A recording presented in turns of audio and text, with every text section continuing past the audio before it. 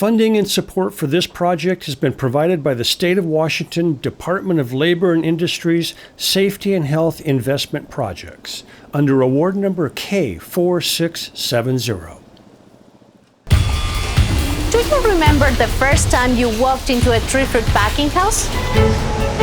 There's so much going on, it can be difficult to make sense of everything you see. It's loud and very busy, but it's also well organized. People know their jobs and work quickly and safely. If you've ever worked in a packing house, I'm sure you wished you could speed up your learning curve, especially for your own safety.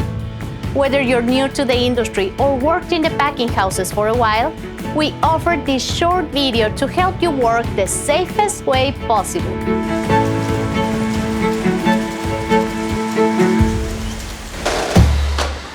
When you arrive to work, you're dressed about the same as everyone around you. No one wears loose-fitting clothing. People keep their hair up so it's not caught in the equipment.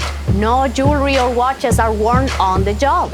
And everyone wears appropriate shoes with no exposed toes. In the packing house, what you wear and don't wear is all about ensuring your safety in a place where lots of machines are at full speed. As you arrive to your work area, be aware along the way.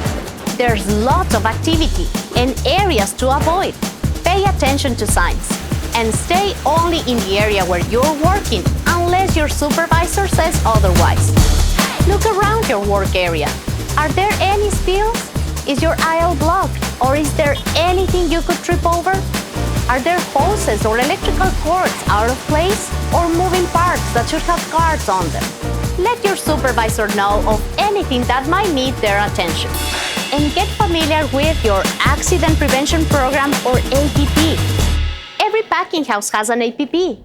Here you'll find important information for your workplace, including how to report emergencies, where to find first aid and the eye wash station, or where to go if there's an evacuation.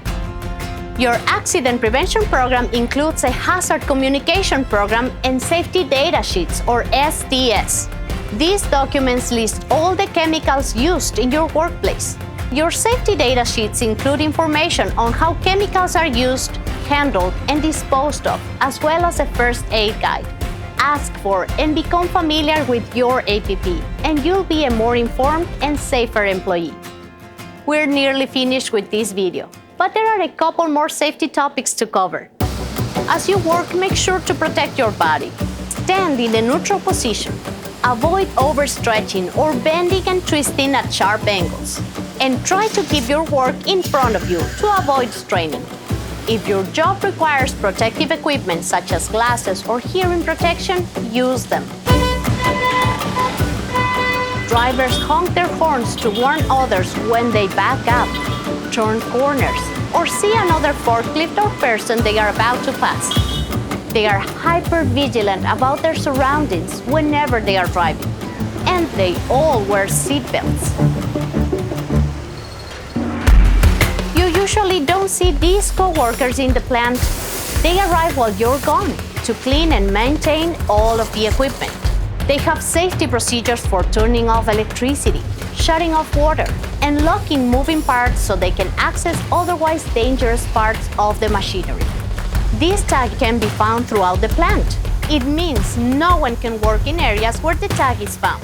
It can only be removed after final inspection, and only then will this machine begin working again.